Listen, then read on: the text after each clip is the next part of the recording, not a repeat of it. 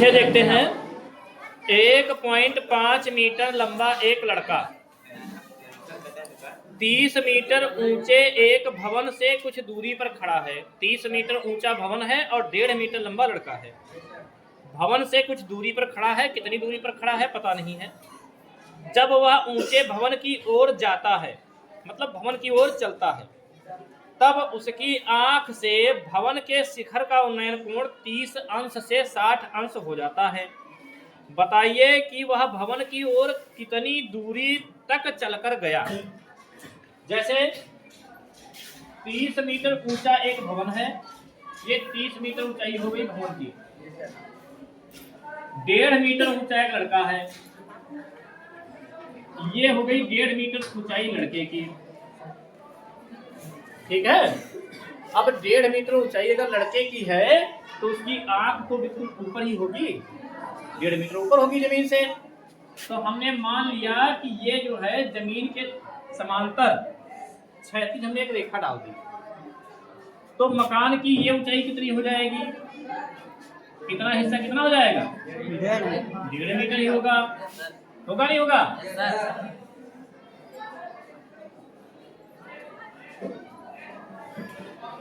अच्छा, संपूर्ण ऊंचाई थी 30 मीटर, 1.5 मीटर नीचे निकल गई तो ऊपर कितनी बची, 1.5 मीटर, 28.5 मीटर। इतना ये जो बचा ये हो गया 28.5 मीटर। ठीक है नहीं? ठीक है। इस लड़के की आंख से इस मकान के शीर्ष का उन्नयन कोण 30 अंश बन रहा था। कितना बन रहा था? 30 अंश। लड़का कुछ दूरी तक चला मकान की ओर, लड़का जो है कुछ दूरी तक मकान की ओर चला, पता नहीं कितना चला। ठीक है, मान लिया कि लड़का आ गया यहाँ। ठीक है, तब इसकी आंख से मकान के शिखर का उन्नयन कोण 30 से 60 अंश हो गया। कितना हो गया? 60 अंश हो गया। लड़के के द्वारा तय की गई दूरी आपको निकालनी है, मतलब यहाँ से ये वाली दूरी जो है आपको निकालनी है। ठीक है नहीं? ठीक है। यहाँ पर इसका नाम कर लेते हैं A, B, C, D, E, F, और यहाँ पर क्या कर ले? G कर लिया। ठीक है, A, B, C, D, E, F, G। अब आप ध्यान पूर्वक देखिए, आपको त्रिभुज G, E, F में लंब पता है। लंब कितना है पता है? Yes sir. कितना है लंब? 28.5। 30 नहीं रख सकते हो? नहीं सर, ये तो पूछो क्यों? क्योंकि कोण जो बन रहा है यहाँ बन रहा है तो आधार भी तो यही लेंगे। Yes sir. तो लंब तो यहीं से रहेगा। Yes sir. अगर यहाँ कोण बन रहा होता तो यहाँ से लंब लेते, है नहीं? जिस भुजा पर कोण बन रहा है उसी को तो आधार मानेंगे। Yes sir. ठीक, सबसे पहले हम लिखेंगे समकोण त्रिभुज, चाहे इसमें लगा लो AEF में या फिर लगा लो GEF में। तो पहले AEF में लगाते हैं। इसमें लगाते हैं भैया AEF। हम लिखेंगे समकोण त्रिभुज AEF में। AEF में हमें दिया गया है कोण A जो है बराबर 30 अंश अर्थात थीटा। इसको बराबर में थीटा भी लिख सकते हैं। बराबर कितना दिया गया है? 30 अंश। EF कितना दिया है? EF बराबर दिया है 28.5 मीटर। ठीक है, हमें निकालना क्या है? AE। जब AE मालूम हो जाए उसके बाद जब छोटे वाले त्रिभुज में लगाएंगे तब ये मालूम हो जाएगा, पूरे से इतना घटा देंगे ये दूरी में आ जाएगी। यही दूरी हमें निकालनी है। तो हम लिखेंगे AE बराबर वाट। AE बराबर वाट निकालनी है। ठीक है, अब लिखेंगे ऐसा कौन सा फार्मूला होता है sine cos tan cot sec cosec में कि जिसमें लंब और आधार आता हो। लंब और आधार आता हो। LAL बटे KKA sine cos tan. tan में लंब बटे आधार आता है। Yes sir. हम लिखेंगे tan थीटा बराबर या tan a बराबर ये लिख दीजिए, अच्छा रहेगा। tan a बराबर लंब कितना है? लंबा 28.5 मीटर। ई एफ बटे आधार क्या है? ए ई। tan a का मान कितना है? 30 अंश बराबर ई एफ का मान कितना है? 28.5 28.5 बटे ए ई कितना है? 40। ए ई तो हमें निकालना ही है, तो ए ई को ए ई ही रख देंगे। tan 30 का मान कितना होता है? 1/√3 बराबर 28.5 बटे ए ई। ए ई करना ए ई बराबर 28.5 रूट 3। आप इसको फिलहाल ऐसे ही छोड़ दो, ठीक है, क्योंकि अभी हमें जोड़ना घटाना बाद में पड़ेगा, तब कैलकुलेशन सही कर लेंगे। अब लिखेंगे समकोण त्रिभुज, समकोण त्रिभुज जी ई एफ में, जी ई एफ में जी कोण जी बराबर कितना दिया है?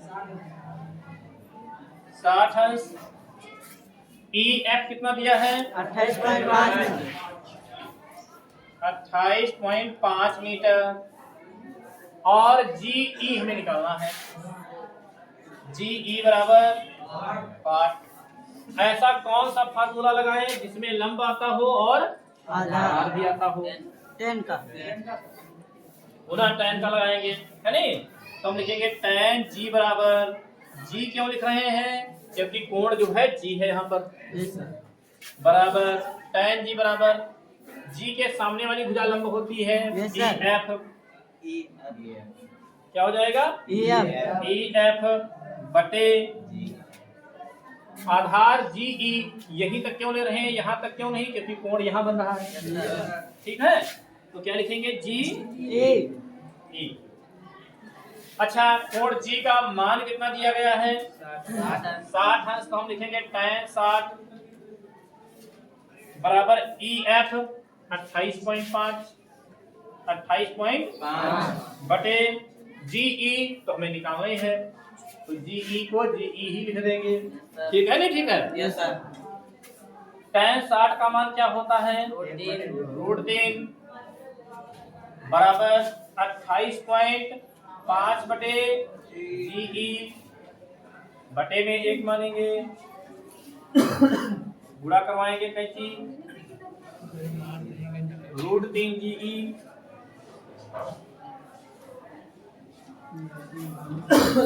एक से गुणा होगी 28.5 की, 28.5 ही रह जाएगा। Yes sir. GE बराबर क्या हो जाएगा? 28.5 बटे 3 √3। √3, ठीक है नहीं? ठीक है। इसको √3 बटे √3 से गुणा करवा लेंगे, ये √3 लिखा यहाँ पर, ठीक है। GE बराबर हो जाएगा 28.5 √3 बटे 3। अब 3 से इसको काट भी सकते हैं, 3 9 27 बचेगा 1 पॉइंट लगाओ, 3 बचे 15। GE बराबर आएगा 9.5 √3 मीटर।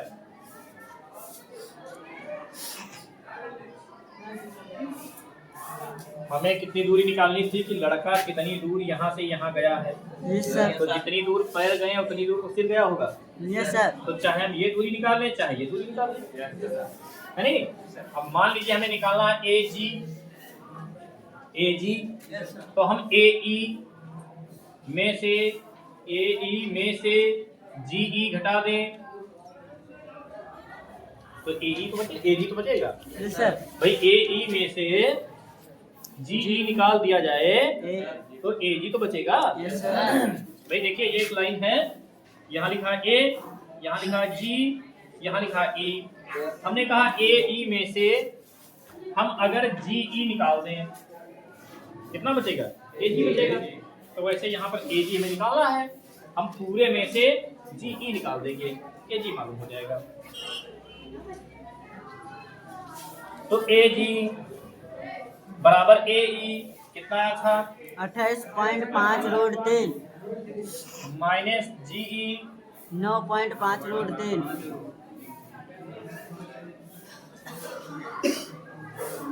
घटाएंगे भैया 28 देखो √5 से मतलब 0.5 से 0.5 घटेगा 0.28 से 9 घटेगा 28 से 9 बचेगा 19 यस सर 19 तो बचेगा और साथ में √3 बचेगा। √3 से √3 नहीं घटता है, ये कॉमन होता है।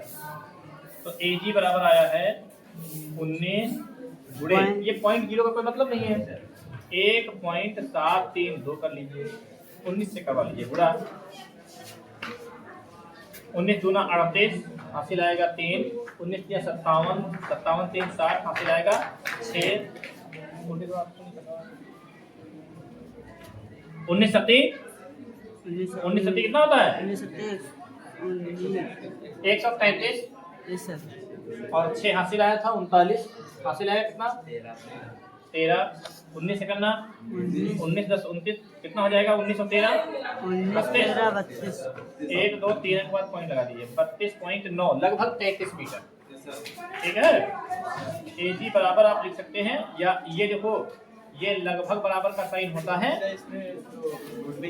कोई बात नहीं है 35 मीटर भी लिख सकते हैं लगभग 35 मीटर गया भैया 32.90 सेंटीमीटर 10 सेंटीमीटर कम रह गया 33 सेंटीमीटर।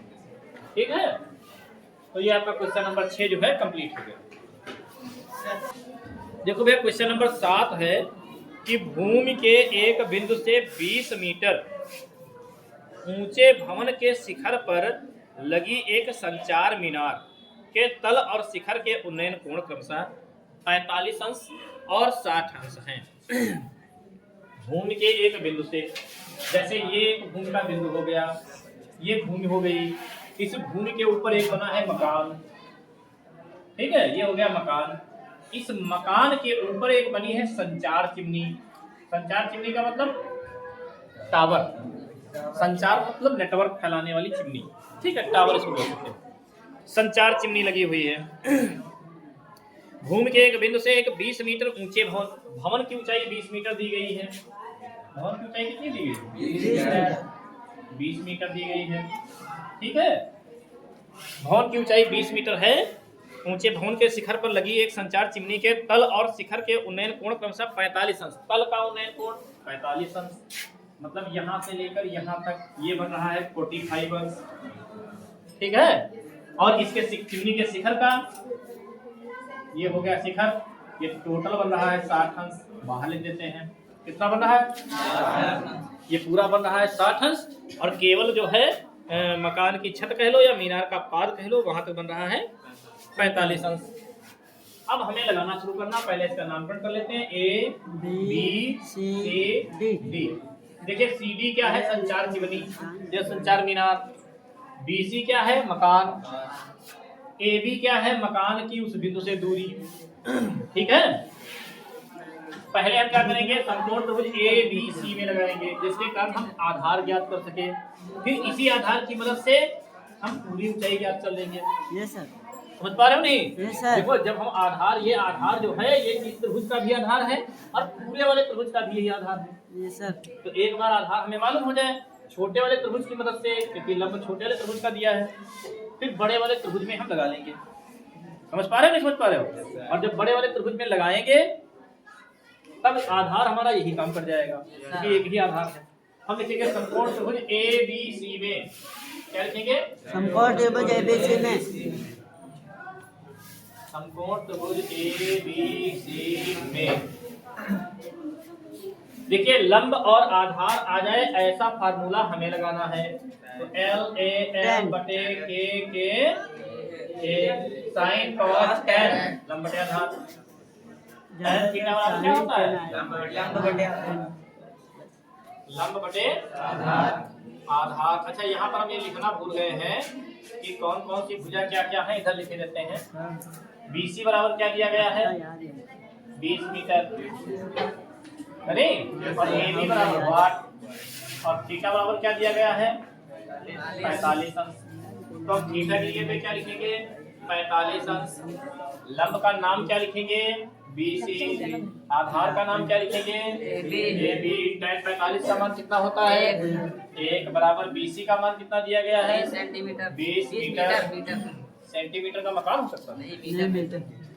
और बटे AB 1 के बटे में 1 मानेंगे, कैंची गुणा करवाएंगे, AB ये करना AB हो जाएगा बराबर 20 से करना 20 हो जाएगा। AB बराबर कितना आएगा 20 मीटर। मतलब आधार जो आया है 20 मीटर आ गया। Yes sir. अब हम लगा देंगे समकोण त्रिभुज ABD में। किसमें लगा देंगे समकोण त्रिभुज ABD में। समकोण त्रिभुज ABD में। समकोण त्रिभुज ABD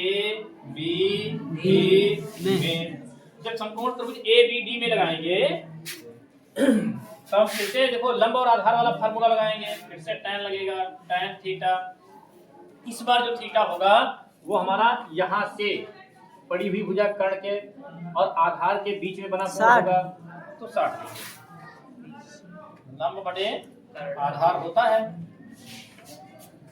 tan थीटा कितना आएगा 60 बराबर लंब कितना आएगा BD कितना आएगा BD बटे आधार कितना आएगा AB। tan 60 का मान कितना होता है √3 बराबर। अच्छा BD जो लिखा है BD को हम लिख सकते हैं BC प्लस CD। क्या लिख सकते हैं BC plus CD। BC plus CD। हाँ तो tan 60 का मान हो जाएगा √3। अच्छा BD को देखो क्या लिख सकते हैं BD को लिख सकते हैं BC प्लस CD। क्या लिख सकते हैं BC plus CD। BC plus CD बटे AB। अच्छा AB हम पहले निकाल चुके हैं तो यहाँ पर हम 20 लिख सकते हैं। इतने में कोई समस्या तो नहीं है नहीं सर। नहीं है। अच्छा एक बात आपको और पता है कि BC का मान भी 20 है। जहाँ BC है वहां भी हम 20 लिख सकते हैं तो हम लिखेंगे √3 बराबर BC की जगह पे 20 BC की जगह पे 20 क्योंकि 20 हमें मालूम है BC है प्लस CD बटे 20। ये तो हो जाएगा बटे 1 मानेंगे, कैंची गुणा करवा लेंगे, तिरछी गुणा 20 से करना 20 ये तो हो जाएगा 20 प्लस CD।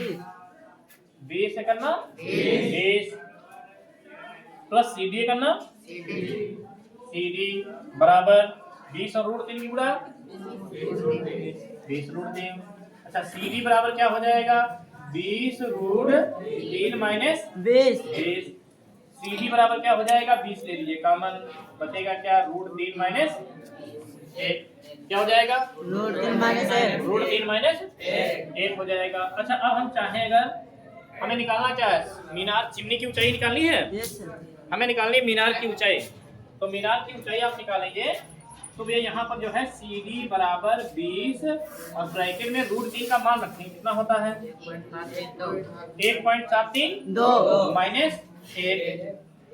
CD बराबर हो जाएगा 20 गुणे 1.732 से। देखो 1.732 से आपको घटाना क्या है 1। Yes sir. और जब पूर्ण अंक घटाना होता है तो पूर्ण अंक के बाद में हम 0 लगा लेते हैं। क्या लगा लेते हैं 0। 1.000 चाहे कितनी बार लिख दें तो हम पॉइंट के नीचे पॉइंट लिखेंगे 0 0 0 इधर और 1 इधर।